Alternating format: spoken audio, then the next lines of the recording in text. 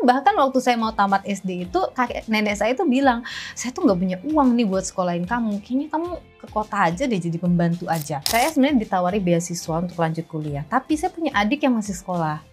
Kalau saya lanjut kuliah saya mungkin bisa dibayarin, tapi biaya hidup saya harus nanggung sendiri. Kalau saya nanggung sendiri biaya hidup saya, berarti saya nggak bisa bantuin adik saya dong. Bagian selanjutnya dari telepon itu adalah, oke, kamu jadi wakil menteri pariwisata ya?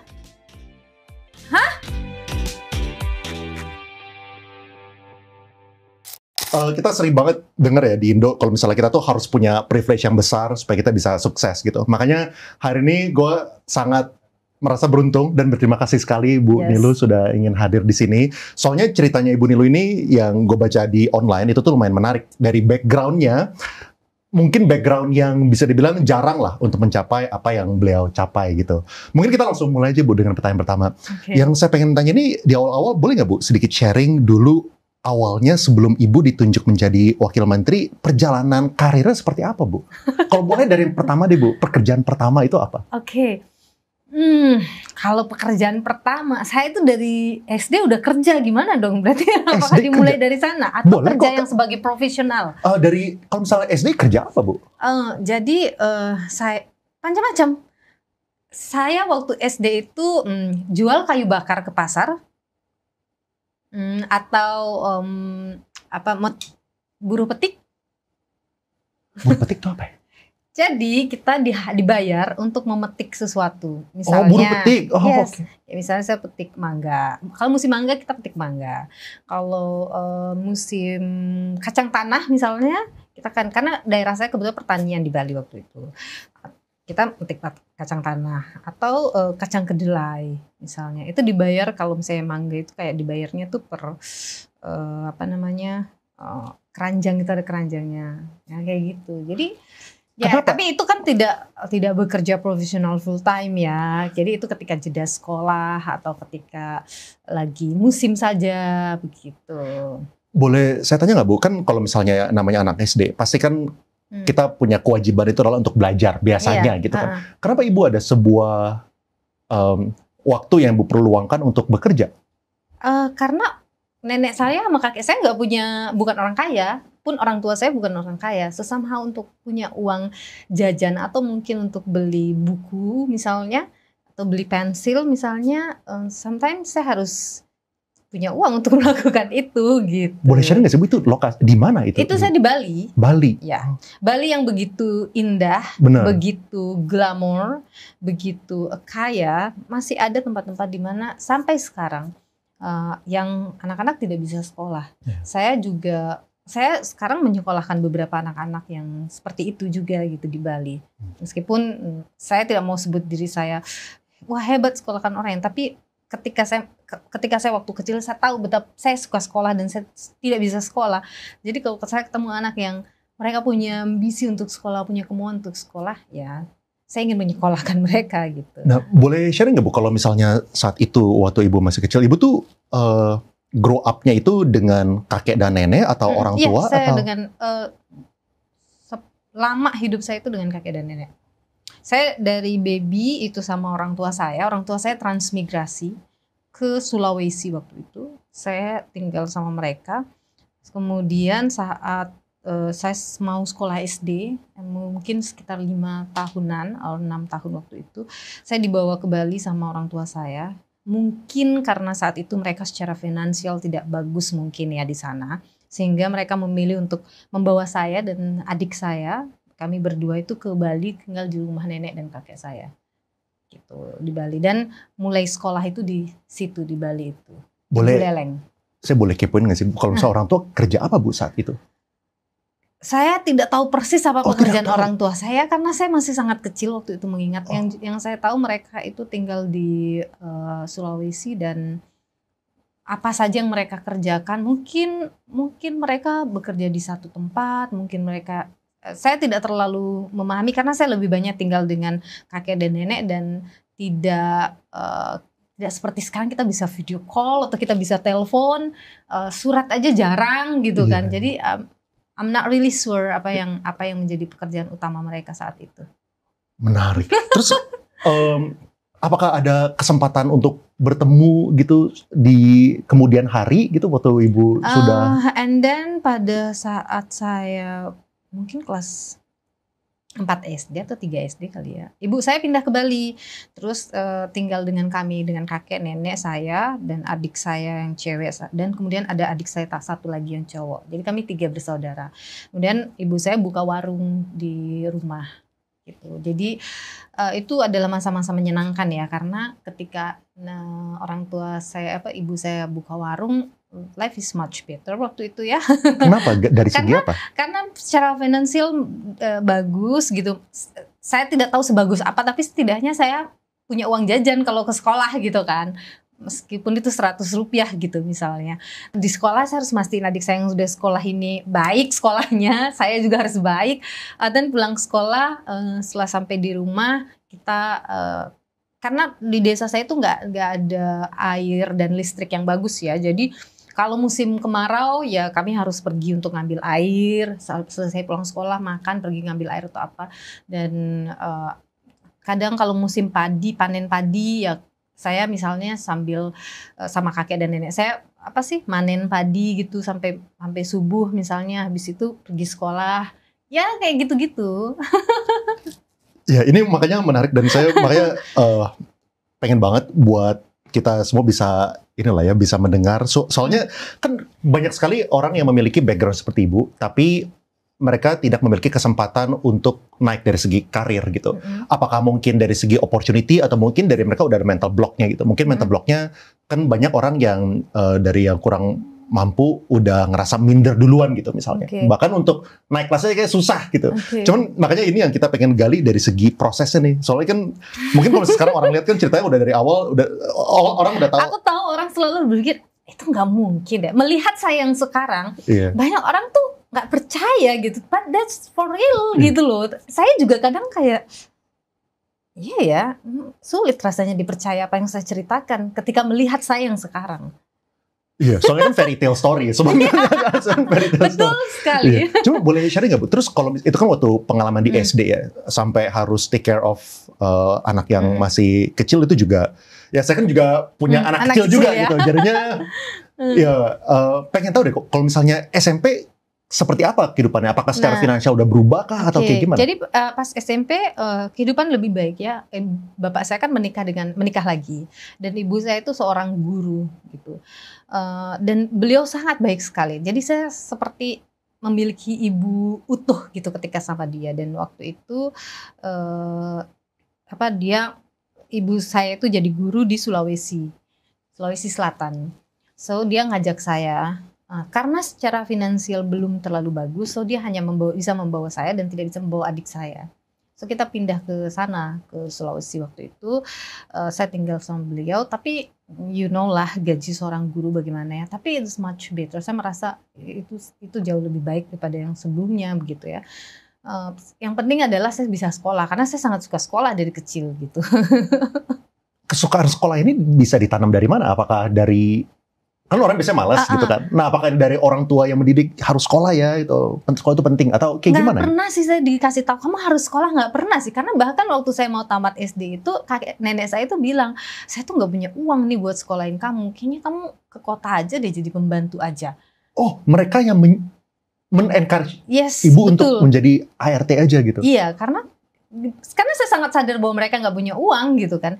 Tapi pada masa itu saya waktu itu mungkin saat itu malaikat sedang bersama dengan saya, karena saat nenek saya bilang begitu, saya pergi sembahyang dan saya bilang sama Tuhan, saya tuh sangat suka sekolah, jadi tolong bantu saya supaya saya bisa sekolah, please, saya mau sekolah. And then saya sekolah gitu. Jadi saya selalu merasa bahwa apa yang terjadi dalam saya rasanya nggak boleh deh berkecil hati, karena kok Tuhan tuh mengabulkan semua keinginan saya gitu. Jadi itu yang terjadi. Jadi kalau ditanya apa yang buat saya sekolah, saya juga nggak tahu. Saya waktu itu ya, mungkin karena saya melihat guru-guru saya melihat hidup mereka kok bagus ya. Teman saya anak seorang guru dan dia hidupnya tuh lebih enak daripada saya. Sebagai anak kecil waktu itu lebih enaknya apa? Dia pergi sekolah dianterin sama orang tuanya. Dia bisa jajan ke kantin saat saya nggak bisa jajan ke kantin. dia nggak perlu pulang sekolah, nggak perlu ngumpulin kapuk kering untuk dia jual untuk dapat uang Rp25. Kok hidupnya enak gitu loh. Saya berpikir kayaknya kalau jadi guru tuh enak, berarti saya harus sekolah untuk saya keluar dari kehidupan ini yang seperti ini. So dari kecil kakek saya itu suka sekali nonton TV ya. Sore hari dia akan selalu nonton TV berita. Nah, waktu itu saya suka nonton berita, ada siapa namanya, Desi Anwar, Rosiana Silala yang kemudian ternyata adalah mentor saya sekarang. Dan saya selalu melihat TV dan saya berpikir suatu saat saya ingin masuk TV deh. Waktu saya kecil, kakek saya itu sangat suka membaca juga ya. Kadang dia pulang jadi dia bikin tali yang dibuat dari bambu dan dia jual ke pasar. Terus saat pulang ke pasar dia bisa membawa cemilan apa yang dibungkus koran. So dia pulang dia akan mengajak saya membaca koran yang dibungkus itu. Jadi kita membaca dan saya dari situ saya suka membaca. Waktu saya SD karena saya nggak punya uang buat jajan, jadi setiap kali jam istirahat saya akan pergi ke perpustakaan untuk membaca. Saya akan baca buku, Di situ saya membaca itu membuat saya berimajinasi. Itu kenapa saya suka membaca dan suka menulis detail gitu, karena berimajinasi, dan waktu itu saya selalu berimajinasi gitu. Saya kan suatu saat kalau saya kaya, saya punya uang, kayaknya hidup ini enak gitu. Kayak gitu aja sih waktu kecil ya. Karena enak ukuran saya waktu kecil itu adalah bisa jajan ke kantin. Saya waktu kecil suka pergi masuk ke kantin dan suka lihat bakwan goreng, tuh gak sih? Itu harganya waktu saya kecil kayaknya 25 apa 50 rupiah. Dan saya hanya bisa ngeliatin. Karena saya nggak bisa beli, tapi saya suka liatin. Sampai sekarang saya sangat suka dengan gorengan itu. Karena rasanya tuh memori masa kecil itu meleleh di lidah saya ketika saya makan gorengan itu. Sama saya sangat suka dengan nasi kuning. Jadi di sekolah saya dijual nasi kuning. Harganya itu sekitar 500 rupiah. Ada mie-nya, ada kelapa sangrainya. Saya sampai sekarang sangat suka kelapa sangrai. Kenapa? Waktu saya kecil setiap melihat itu saya berimajinasi memakannya. Cuma satu cuma bisa lihat.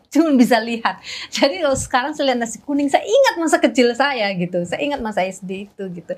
Jadi mungkin yang membuat saya selalu ingin keluar dari apa yang saya alami waktu kecil adalah saya ingin hidup lebih baik daripada itu gitu.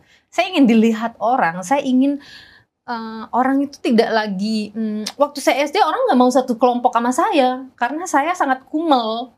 Karena saya nggak, bahkan mandi aja saya nggak tahu caranya mandi karena nggak ada yang ngajarin saya mandi.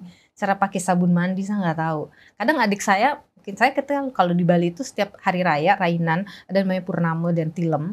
Itu kita kan ke pura ya, ke sekolah bawa canang, sop sajenan buat sembahyangan gitu. Dan saya harus tidak ke pura, ke sekolah hanya membawa canang yang tanpa ada kuenya, tanpa ada buahnya karena nggak bisa beli. Jadi hanya canang dan kosong isinya gitu. Dan adik saya tuh suka nangis karena dia pengen.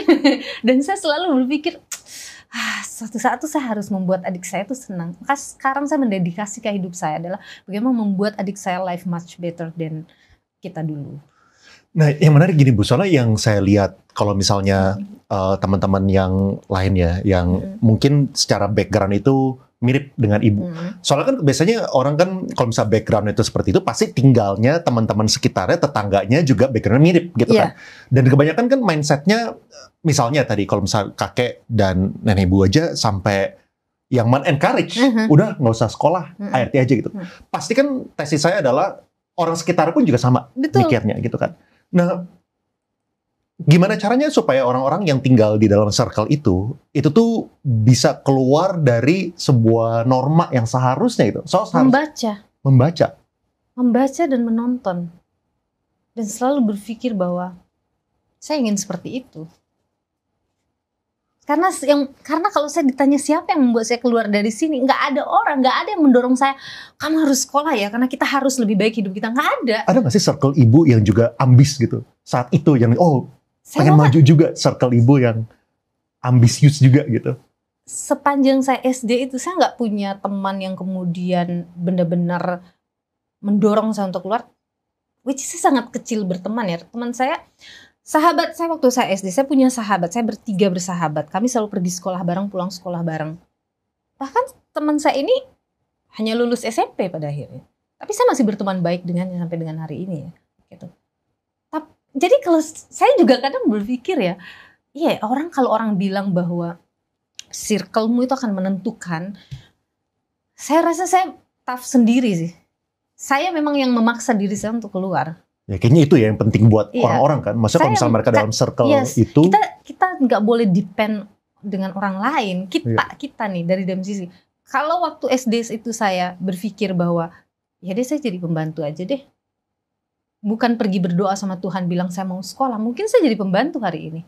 Iya kan? Atau mungkin banyak kan juga mungkin mindsetnya itu menyalahkan biasanya kan. Kok orang tua gue nggak bisa? Saya menyalahkan.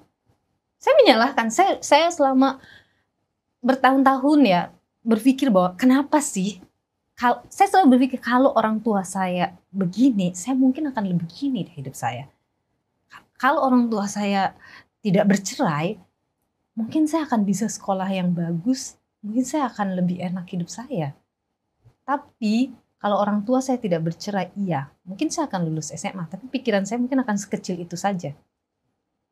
Tapi karena orang tua saya bercerai, berpisah, dan kemudian saya tinggal dengan nenek dan sebagainya, saya justru ingin keluar dari lingkaran itu dan menjadi sesuatu yang baru.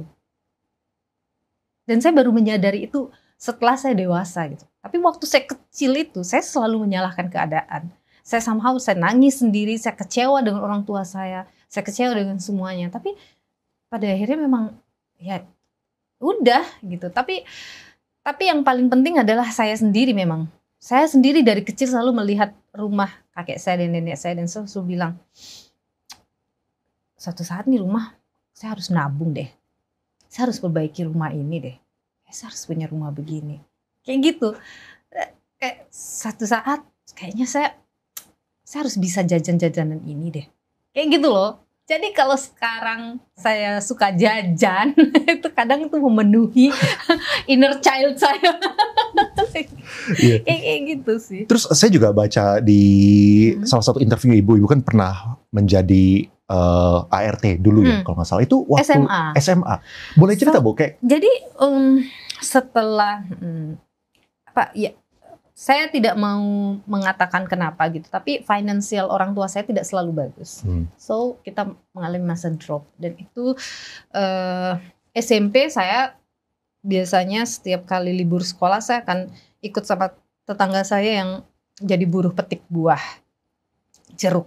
Jadi saya akan pergi petik buah jeruk, nanti dapat ongkosnya gitu lah ya. Terus SMA saya waktu itu sudah sangat tidak tahu bagaimana membayar uang sekolah waktu itu. So saya pikir wah ini kayaknya saya berakhir nih, kayaknya nggak akan lulus, nggak akan sekolah nih, SMA mau selesai. Saya kebetulan saya tuh waktu SMA itu pinter juga lah ya. Jadi selalu dapat ranking lah di sekolah, dan saya bagus lah rankingnya gitu. Dan guru-guru juga banyak yang support saya ya. Mungkin karena saya waktu itu lumayan pinter juga gitu kan. So saya curhat ke salah satu guru saya, guru bahasa Inggris saya, namanya Ibu Desa. Saya bilang, Bu, saya tuh nggak punya uang deh buat sekolah saya ini, gimana ya? Saya waktu itu ngomong sama teman saya kayaknya mau, dia di depan sekolah itu ada ini tukang fotokopi. Saya mau kerja di tempat fotokopi itu deh. Tapi si fotokopi itu nggak mau terima saya karena nggak bisa dia kalau cuma paruh waktu. Dia maunya saya full time. Saya nggak dapat. Nah saya udah cerita, terus bu guru saya nanya, kamu udah nyobain cari kerjaan? Saya bilang saya udah nyoba Bu, tapi nggak ada yang mau menerima saya. Akhirnya dia bilang, kamu kalau gitu ya udah kamu di rumah saya aja mau nggak gitu, tapi bantu saya di rumah. Mau Bu, tapi saya nggak bisa ngasih kamu uang. Jadi dia tidak ngasih uang, tapi dia membayarkan uang sekolah saya. Jadi tapi tidak memberikan saya uang dalam bentuk cash ya, gitu. Tapi setidaknya itu sudah sangat membantu sekali kan. So saya kerja sama dia waktu itu. Jagain anak, dia punya anak masih baby waktu itu, jagain anaknya masih baby, kemudian ya cuci piring, masak, ngepel, ya segala hal pekerjaan rumah lah, mencuci dan sebagainya gitu. Jadi tapi saya mensyukuri itu ya. Jadi saya pulang sekolah biasa jam 1 atau jam 2 siang, terus saya langsung, karena kebetulan rumahnya dekat dengan sekolah, saya langsung ke sana, habis sampai jam 9 malam biasanya, 9 malam baru saya pulang, kemudian saya belajar untuk sekolah besoknya. Kayak gitu. Kalau misalnya saat itu Ibu ya, apakah orang teman-teman kan pasti kan ada yang lebih mampu gitu kan misalnya. Apakah mereka ngeliat itu sebagai you harus jadi ART gitu misalnya? Enggak ada seperti itunya. Ada. Saya punya sahabat-sahabat yang sampai sekarang kita masih in touch gitu ya, meskipun tidak sering. Mereka kebetulan ya orang-orang yang juga nggak pernah ngelihat saya dari, "Ih, kamu jadi pembantu terus nggak mau berteman dengan saya," nggak juga.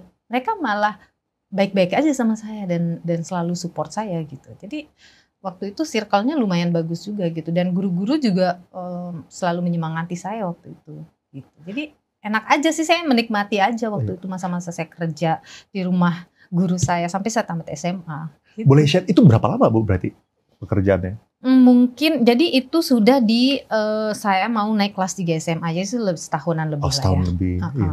Boleh tahu nggak sih Bu, itu kira-kira, kan saya paham itu kan bayarannya bukan secara cash kan, tapi secara transfer. Berarti kira-kira berapa tuh per bulannya? Ibu inget nggak? Ya under sejuta lah ya. Nggak nyampe Karena kan sejuta. harus bayar SPP. Iya. Dan kayak gitu-gitu sih. Makan saya menghitung bahwa ketika saya pulang sekolah dan makan di tempat itu kan sudah memberikan saya uang makan siang. Makannya di situ soalnya. Makannya di situ pun makan malam di situ kayak gitu-gitu.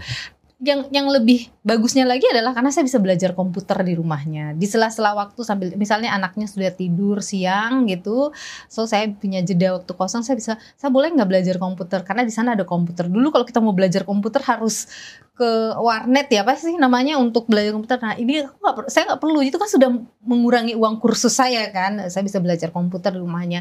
Saya diajari bahasa Inggris sama dia, saya bisa belajar bahasa Inggris. Saya belajar banyak hal di tempatnya. Saya belajar tentang seni, saya belajar tentang bersosialisasi, mengenal orang-orang.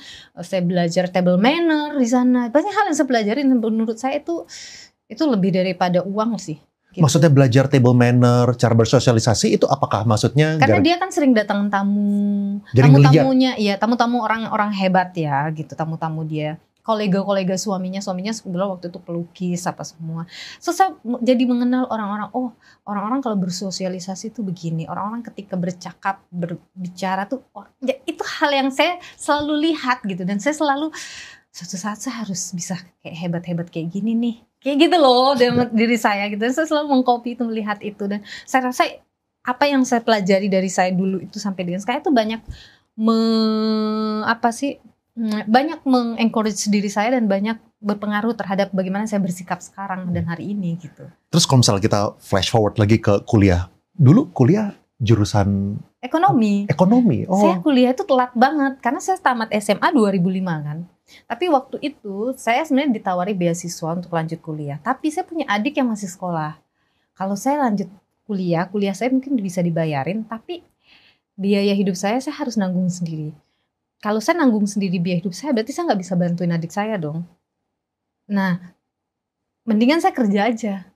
Akhirnya saya tamat SMA itu kerja. Saya pernah kerja jadi sales sepatu, door to door, knock pintu orang, jual sepatu.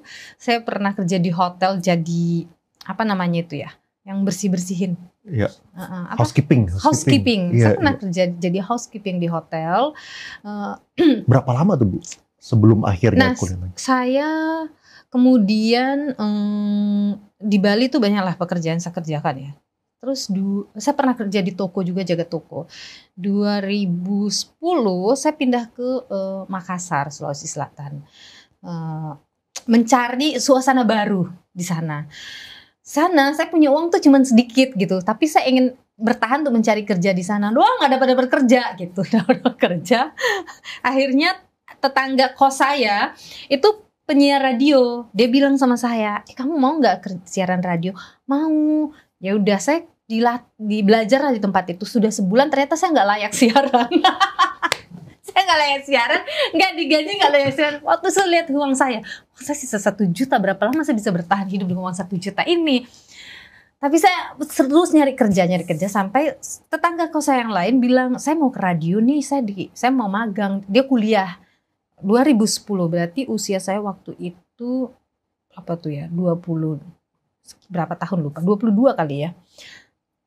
Terus di sana itu saya ini juga sangat kecelakaan ya. Saya menunggu teman saya di interview untuk magang. Saya duduk di ruang tamu, saya ngobrol dengan bapak-bapak yang saya nggak tahu dia itu siapa, tapi kita bicara banyak. And then dia bertanya sama saya, kamu hobinya apa? Membaca. Kamu suka baca? Bilang iya. Baca apa saja? Biografi, banyak saya suka baca. And then dia ngasih saya buku dan dia bilang, coba kamu baca buku ini. Nanti ya saya baca di rumah. Enggak, kamu baca sekarang. Saya baca, mungkin cuma ada 10 halaman. Terus kemudian dia tanya saya, menurut kamu buku itu gimana? Saya bilang biasa aja. Ternyata dia penulis buku. Saya langsung bilang, terus bilang, menurut kamu biasa? Ya, maksudnya gini Pak, saya bilang, buku ini tuh kurang menggali imajinasi saya. Karena kalau kita menulis sama kita harus membuat orang berimajinasi gitu kan. Oh gitu lah. Terus kemudian dia bilang, kamu mau nggak kerja di sini jadi reporter, wartawan? Serius Pak? Bilang iya. Oh ternyata orang yang di sebelahnya itu bos di sana. Ternyata dia adalah direktur newsnya radio itu. Yang saya ajak ngobrol, saya bilang bukunya jelek itu. Terus dia menawarkan saya waktu itu, saya bilang, Pak saya nggak tahu, nggak pernah jadi wartawan Pak, saya cuma tamat SMA. Nggak apa-apa, tapi kamu mau belajar kan? Mau, saya belajar. Kalau kamu mau belajar, kamu di sini. Tapi saya nggak bisa gaji kamu besar. Kamu mau nggak? Saya bilang, mau saya. Akhirnya saya di situ selama 3 bulan pertama tuh saya dididik sama dia tentang apa itu jurnalisme, apa itu wartawan, seperti apa itu berita. Dia mendidik saya selama 3 bulan dengan gaji waktu itu 600.000, 2010. Tapi saya sangat mensyukuri itu dan saya mendapat ilmu yang banyak sampai akhirnya saya dilepas ke lapangan, sampai akhirnya saya jadi penyiar radio waktu itu. Dan gaji bisa naik. Terus 2012, saya tidak salah, tiba-tiba ada pengumuman di koran Sindo waktu itu. Nah, dicari news anchor untuk TV lokal di sana. Saya sih nggak pernah memikirkan itu ya, karena nggak pernah kebayang saya akan jadi news anchor. Saya merasa saya tidak cantik gitu kan. Tapi manajer saya di radio bilang, "Nih loh, kamu ikut aja daftar ini." "Enggak, ikut aja. Coba ya, kalaupun gagal juga nggak apa-apa, yang penting kan nyoba," kata dia. Bener nih Pak, bener. Saya coba aja. Ternyata saya lolos. Itu di situ perjalanan mulai. Tapi waktu saya di radio itu saya juga akhirnya setelah jadi penyiar, saya sering jadi MC acara-acara. Terus kemudian karena saya di sana membantu di marketingnya radio itu juga, banyaklah kerjaan kita di radio itu. Terus saya sama teman saya, sahabat saya almarhum, kita kemudian bikin satu badan usaha. Kita suka menghandle event-event yang kayak misalnya mereka bikin FGD, kita yang createin, atau ada perusahaan yang mau bikin iklan radio, kita yang bikinin iklannya. Nah saya kayak gitu dulu, jadi saya kerja semua nih, saya kerjakan selama itu. Jadi banyak hal yang kemudian saya belajar banyak di radio itu, makanya saya nggak akan pernah lupa almarhum Pak Asdar Muiz yang mengajari saya pertama kali tentang jurnalisme. Atau orang mau bikin kita mau bikin konferensi pers, saya yang create konferensi persnya, saya yang undang wartawan. Jadi saya berdua dengan teman saya almarhum sudah meninggal dunia, kita membuat usaha itu, bisnis itu bersama waktu di Makassar. So everything is getting bigger. Dan pada saat saya jadi penyiar TV lokal itu, saya seringlah melihat TV-TV nasional dan saya bercita-cita lah, suatu saat saya ingin di sana. And then one of my friend bilang gini, kamu kalau mau jadi presenter TV nasional di Jakarta, kamu harus S1. Oh ya? Bilang iya. Masa saya kuliahnya udah usia segini, 24 tahun waktu itu. Terus teman saya bilang, enggak apa-apa, kamu coba aja, kamu cari aja. Saya universitas negeri kan udah nggak bisa nerima. Cari universitas yang swasta. Banyak, saya nggak terima. Akhirnya saya ketemu satu kampus yang kecil, namanya STIE Nobel, Sekolah Tinggi Ilmu Ekonomi Nobel. Saya itu mau pergi kampus tuh udah maju mundur, malu ya kan, usia udah segitu baru kuliah kan. Bener kan, anak-anak orang-orang pada nanyain, "Kak kok baru sih kuliahnya, Kak emang masih ingat pelajaran sekolah?" Ya malu juga, tapi cita-cita saya untuk menjadi lebih besar dari hari itu lebih besar daripada rasa malu saya. So go ahead aja.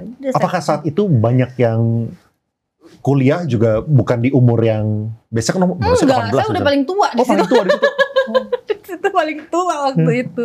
Tapi oke lah teman-teman. Tapi enaknya adalah teman-teman saya itu orang-orang yang baik dan mereka support saya selalu, dan ya akhirnya kita bisa menjalaninya saya bisa kuliah dengan baik dan menyenangkan. Terus kemudian karir saya semakin bagus, bisnis yang saya bangun sama teman saya itu semakin bagus sampai akhirnya teman saya meninggal dan everything is getting better waktu itu. Terus saat kuliah berarti sambil kerja. Sambil kerja, dan untuk adik mereka sudah ini lulus juga. Udah. Terus adik saya yang satu kerja waktu itu. Ya udah pada oke lah. Jadi saya waktu itu sudah mulai settle keuangannya. So saya udah mulai happy dengan keadaan gitu. Itu sih. Terus langkah selanjutnya Bu, ini gimana caranya proses Ibu bisa mendapatkan kepercayaan menjadi wakil menteri? Dan juga boleh share nggak Bu, dulu kan yang saya baca lah ya, kan saya cuma baca doang. Kan Mayor Teddy yang telepon katanya, gimana Bu saat itu? Gimana ya, saya juga agak shock ya saat saya langsung dibilangin. Setelah beberapa pertanyaan yang saya tidak pernah berpikir arahnya akan mengarah kepada saya jadi wamen, itu kan ada telepon itu kan ada banyak pertanyaan. Kamu gimana? Ini gimana? Itu gimana? Ya gini. And akhir dari telepon itu bukan akhir ya. And then bagian selanjutnya dari telepon itu adalah, oke, kamu jadi wakil menteri pariwisata ya? Hah? Apa? Saya ingat pertanyaan paling akhir sebelum masuk ke situ adalah begini. Kamu pernah gak sih bercita-cita berkarir di luar jurnalisme? Dan saya jawab, ya ada lah, tapi mungkin beberapa tahun lagi kali ya. Jadi tapi kamu pengen ya? Ya saya rasa semua orang pengen ya. Oke, kalau gitu kamu jadi wakil menteri pariwisata ya? Itu gimana coba? Tapi sebelumnya belum pernah di briefing, nggak ada info apa? Nggak ada. Malam sebelumnya saya justru lagi melisting calon-calon menteri dan wamen untuk jadi narasumber saya. Taruh nama sendiri di situ.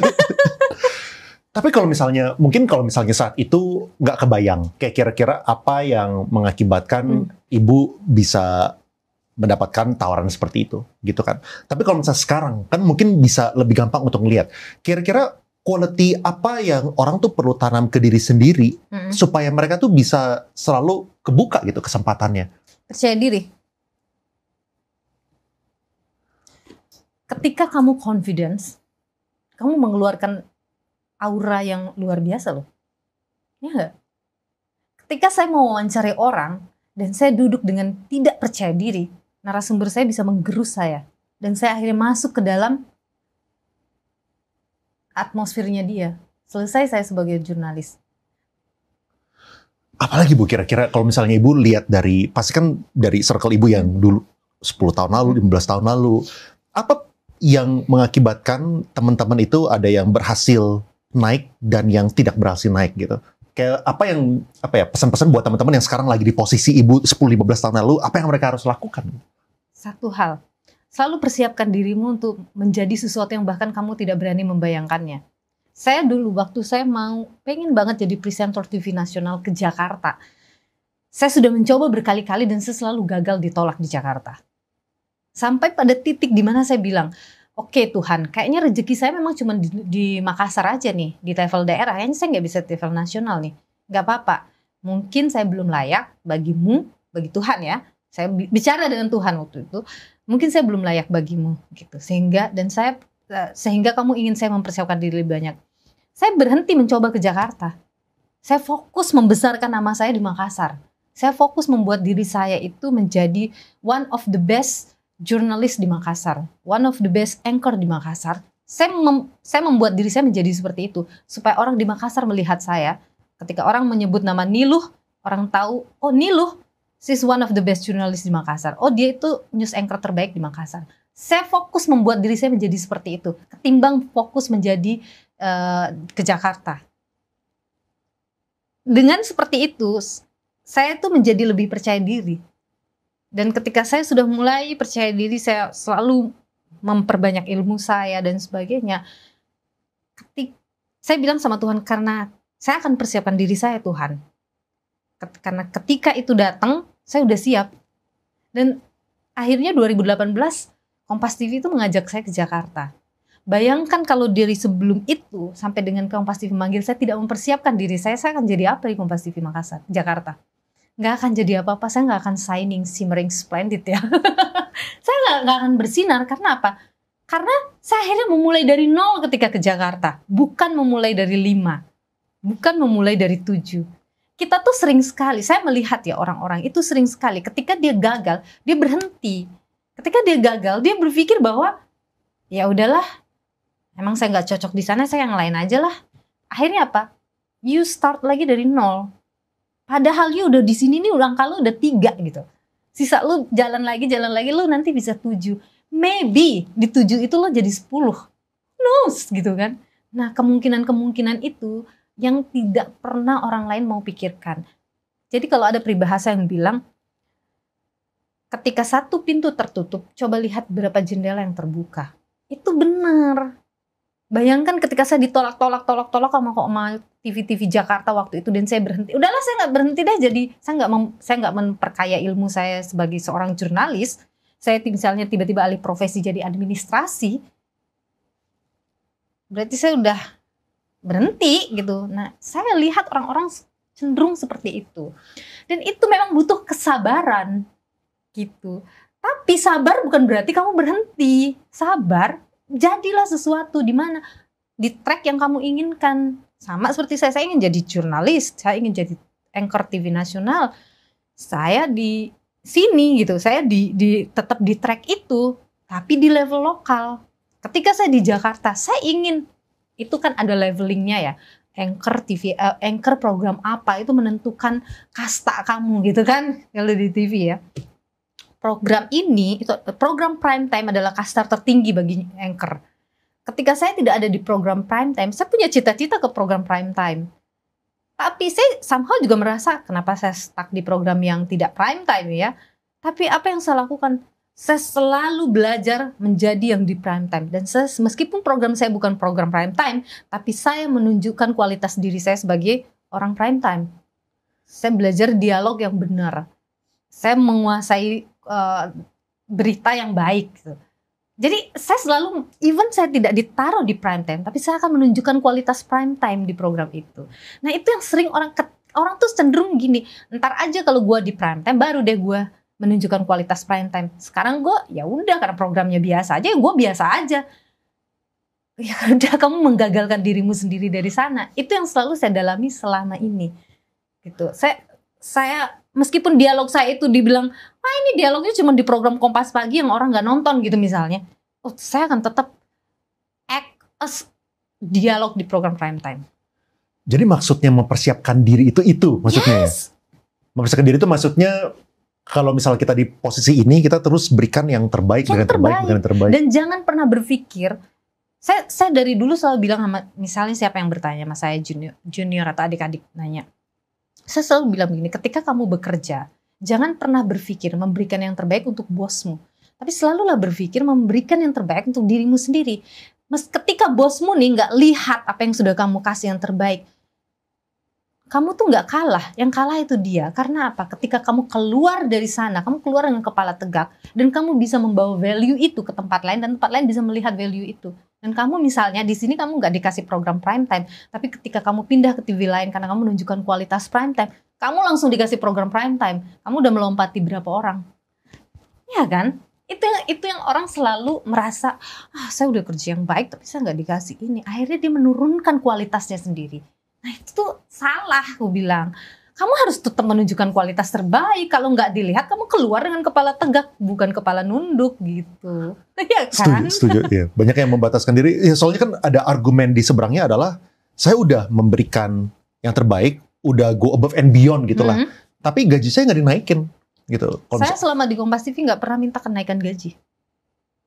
Tapi saya nggak pernah menurunkan kualitas diri saya. Waktu itu ya, saya nggak. Kalau ditanya ke manajerial, saya ada orang yang nggak pernah, kok gaji saya nggak naik, saya minta kenaikan gaji. Tapi gaji saya naik dengan sendirinya ketika kantor melihat kualitas saya dan saya naik gitu. Jadi saya nggak pernah waktu itu. Jadi pada saat kemudian saya jadi produser, dari reporter jadi produser, dicek, gaji Niluh segini, saya dinaikin gajinya. Kemudian ketika saya punya program sendiri, saya juga dinaikin. Artinya apa? Karena ya tadi value tadi. Saya ingat satu ketika saya dipanggil, ketika saya udah punya program sendiri, saya dipanggil sama bos saya ke ruangannya. Dan dia bertanya begini, Nilo jadi gimana? Karena waktu itu share program saya Nilu itu waktu itu bagus banget ya.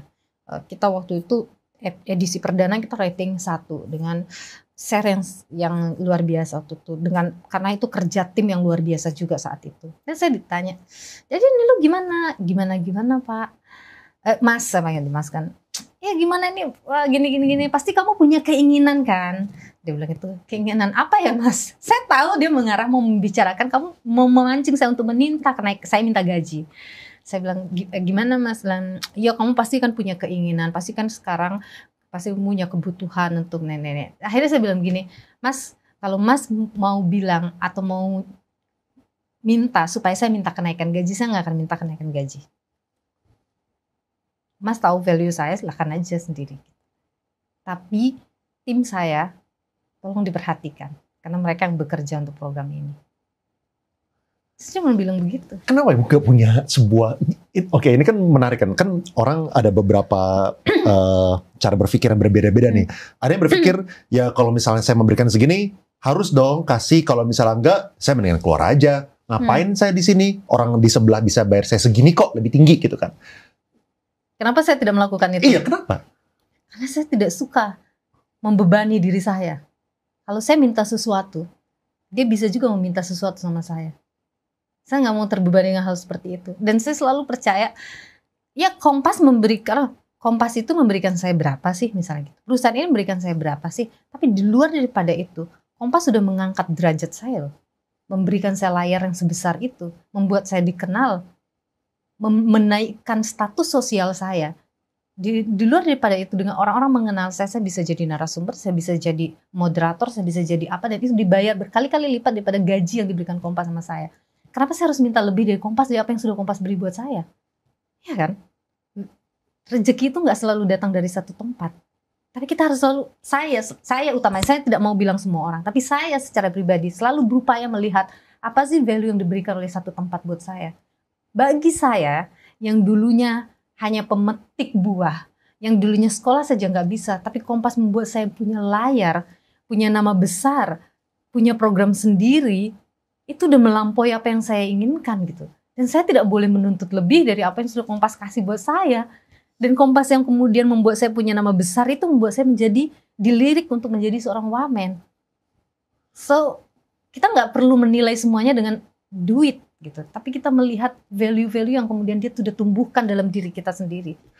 Apa advice Ibu buat teman-teman yang lainnya yang udah berusaha semaksimal mungkin, habis itu mungkin case dari perusahaannya berbeda nih. Mungkin bosnya itu nggak fair, mungkin nggak naikin salarinya atau tidak menyesuaikan seperti yang selayaknya. Atau mungkin ya nggak punya kesempatan itu gara-gara emang secara perusahaan mentoknya di situ. Omset perusahaannya mungkin nggak bertumbuh, gimana dia bayar timnya gitu kan. Okay. Apa kayak? Saya dalam hidup itu hanya 2. Hitam atau putih, saya nggak mau di abu-abu. Kalau saya selalu bilang gini, stay or leave it. That's your choice ya. Tapi choice itu kamu harus timbang dengan baik. Ketika kamu leave it, timbang nih, dengan benar-benar timbang. Maksudnya gini, kalau saya tinggal, gaji saya segini, apakah dengan saya pergi, saya akan mendapatkan lebih atau tidak? Kadang tuh kita lupa, kita terlalu emosional, kita lupa. Saya memang gajinya segitu dengan saya tinggal di sini, tapi saya punya keleluasaan yang lain. Atau saya stay di sini, saya hanya gajinya memang bagus, tapi saya tidak punya kenyamanan emosional misalnya. Leave it. Selalu stay or leave it. Pilih dan pertimbangkan dengan baik. Saya nggak pernah, kalau kamu mengeluh gajimu kecil dan kamu merasa sangat tidak bahagia dan sangat menderita, keluar. Ambil resiko keluar itu. Tapi kalau kamu ngerasa, iya gaji ini kecil memang, tapi oke, ada sedikit kebahagiaan yang membuat saya bahagia, stay di sana. Ini sama seperti kita punya hubungan. Kita pacaran misalnya dengan orang, kita bahagia sama orang itu, gitu. Kita sama orang itu tidak terlalu bahagia, tapi pergi juga sakitnya lebih banyak daripada tinggalnya. Ya tinggal aja dulu, ya kan? Gitu. Jadi meskipun itu sedikit, tapi bahagia itu harus dihitung, value-nya itu harus dihitung gitu. Itu sih prinsip saya selama ini. Terus setelah Ibu jadi wakil menteri, perubahan apa yang ibu paling rasakan gitu? Mungkin apalagi kalau misalnya kita tarik dari ujung ke ujung, mungkin apa ya? Mungkin kalau misalnya saya lihat dari profil wakil menteri atau menteri, nggak ada yang mulai dari ibu kan? Tapi ya kan, kalau saya Apa yang paling berubah? Tiba-tiba semua orang adalah teman saya. tiba-tiba jadi baik semua. Tiba-tiba semua teman Tiba-tiba saya. yang 10 tahun nggak kontak jadi kontak. Jadi kontak. Atau yang paling terasa adalah tiba-tiba semua di-provide. Contohnya saya datang ke sini. Oh, tiba-tiba di sini udah ada aja yang nungguin saya. Oh, tiba-tiba saya punya makanan dibedakan sendiri. Meskipun saya nggak suka dibedakan gitu, saya sampai detik ini, mau saya sama driver saya, mau saya sama siapapun, saya makan satu table bareng. Saya makan apa, tim saya harus makan apa. Mau dia driver mau apa, kalau saya makan di restoran, dia harus makan di restoran. Saya berusaha untuk apa? Untuk tidak tinggi hati. Saya selalu berdoa sama Tuhan, jangan pernah bikin saya tinggi hati. Jadi saya selalu rendah. Tapi yang paling terasa itu, kamu mau ngapain tiba-tiba ada. Baru saya ngomong, kayaknya es podeng enak nih. Bentar lagi tuh es podeng ada di meja saya. Saya berhati-hati dengan apa yang saya bilang. Itu yang paling terasa. Walaupun kadang-kadang gak ada inginan, cuma ngomong doang. Cuma ngomong tiba-tiba doang. Aduh, kayaknya saya butuh cermin deh. Tuh cermin ada bentar lagi di meja saya. Itu yang paling terasa. Tapi di luar daripada itu, yang itu yang ya ringan lah ya, joke lah ya. Tapi yang paling terasa adalah social life saya itu sangat berbeda akhirnya, pada akhirnya ya, karena saya harus berhubungan dengan orang-orang on the high level, berarti saya harus bersikap dan berbicara dengan sangat berbeda, berhati-hati. Apakah boleh sharing kayak gimana pengalaman ibu di Kompas atau di jurnalisme sebelumnya itu mempersiapkan ibu untuk posisi itu? Saya beruntung saya wartawan sebelumnya, karena dengan wartawan saya bertemu dengan orang-orang hebat, orang-orang yang berpengaruh. Itu menguntungkan saya gitu, dan mungkin itu juga yang membuat saya sampai ada di level yang sekarang ya. Dan jaringan itu sangat penting. Saya dulu waktu saya masih di radio itu, saya bertemu dengan salah satu top level manager di perusahaan BUMN yang mengajarkan saya tentang itu. Dia bilang sama saya bahwa, Niluh, kamu harus belajar dari sekarang bahwa jaringan itu adalah hal yang paling penting. Nggak peduli bagaimanapun suatu saat kamu akan membutuhkan jaringan itu. Dan itu yang terjadi sekarang gitu. Dan itu yang saya pelajari selama saya jadi wartawan. Saya jadi wartawan, saya dengan narasumber saya selalu memposisikan mereka. Tidak di atas saya, pun tidak di bawah saya.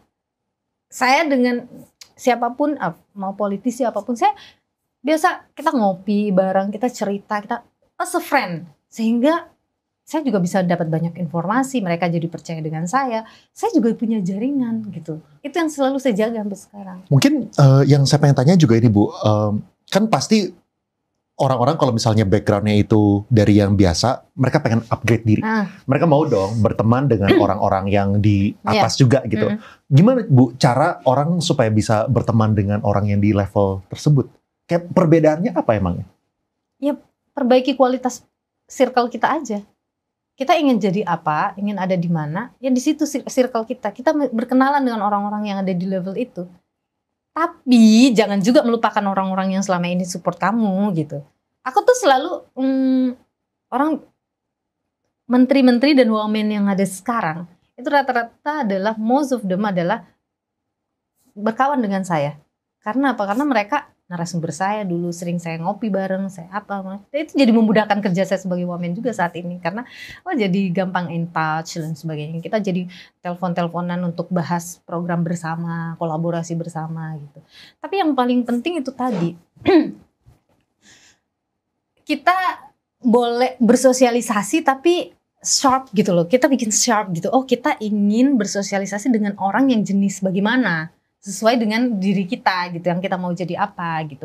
Jangan bablas semuanya, akhirnya kita jadi nggak fokus gitu. Kalau saya sih begitu. Oh, saya ingin berteman dengan level orang yang begini, karakter yang seperti ini, ya udah kita pelajari, akhirnya kamu akan tahu kok polanya akan ketemu sendiri gitu. Dan ketika saya jadi wamen ini juga banyak teman-teman yang di circle saya itu yang kemudian mereka banyak menasehati saya, oh ini gini, kamu harus begini, dan itu saya pegang sampai sekarang, dan ternyata benar yang mereka bilang, dan mereka adalah orang-orang high level di di sini, di negara ini gitu. Mungkin pertanyaan saya terakhir buat teman-teman yang di daerah-daerah gitu kan, dan juga lagi mencari kesempatan lah supaya bisa maju gitu. Boleh nggak minta final tips and advice, terutama yang masih muda-muda, mereka mungkin masih di umur SMA seperti waktu dulu ibu gitu. Apa Bu supaya mereka bisa mengubah masa depan mereka? Belajar untuk menjadi manajer yang baik untuk diri sendiri. Manajer yang baik untuk diri sendiri? Ya. Apa tuh maksudnya? Manajer itu tugasnya mengatur kan. Kita harus belajar untuk mengatur diri kita untuk menjadi lebih baik dari hari ini. Dan lebih baik dari hari ini atau menjadi sukses itu tidak harus menjadi saya, tidak harus menjadi Leon. Tidak harus menjadi Dian Sastro. Tidak harus menjadi Raffi Ahmad. Tapi menjadi dirimu hari ini gajinya 1 juta, besok jadi 2 juta itu juga lebih baik loh. Belajar jadi manajer yang baik apa? Mengatur schedule-mu sendiri, schedule untuk sukses jangka pendek, jangka panjangmu apa? Targetmu tuh harus ada, jangan sampai nggak punya target. Saya ingin berkarir di sini, kalau saya ingin berkarir menjadi seperti ini, saya harus ngapain untuk mencapai itu? Saya harus belajarnya apa untuk ke sana? Saya mau jadi jurnalis, saya harus belajar apa untuk jadi jurnalis itu? Kedua, jadi manajer keuangan yang baik untuk diri sendiri. Ini paling penting. Saya selalu memanage keuangan saya dengan sangat detail. Kalau saya mau memiliki uang segini, apa yang harus saya lakukan untuk mencapai uang segini? Berapa saya harus nabung? Berapa saya harus investasi? Berapa saya harus ini? Dengan saya punya gaji segini, berapa yang bisa saya investasikan? Berapa yang bisa saya pakai makan? Berapa yang bisa saya pakai untuk bersosialisasi? Dan berapa yang saya bisa pakai untuk hedonisme hidup saya? Saya selalu melakukan itu dan sampai sekarang saya selalu punya saving. Dan kalau limitnya sudah, misalnya ini saya punya rekening, ini rekening untuk sehari-hari, ini rekening untuk darurat, ini untuk saving saya selama jangka waktu sekian tahun. Jadi saya punya saving 1 tahun, punya saving 2 tahun, dan seterusnya. Dengan nilai-nilainya sendiri sesuai dengan hitungan saya gitu. Itu paling penting loh. Jangan sampai hari ini kamu banyak duit, besok kamu nggak ada duit, kamu habis gitu, nggak bisa ngapa-ngapain. Gitu.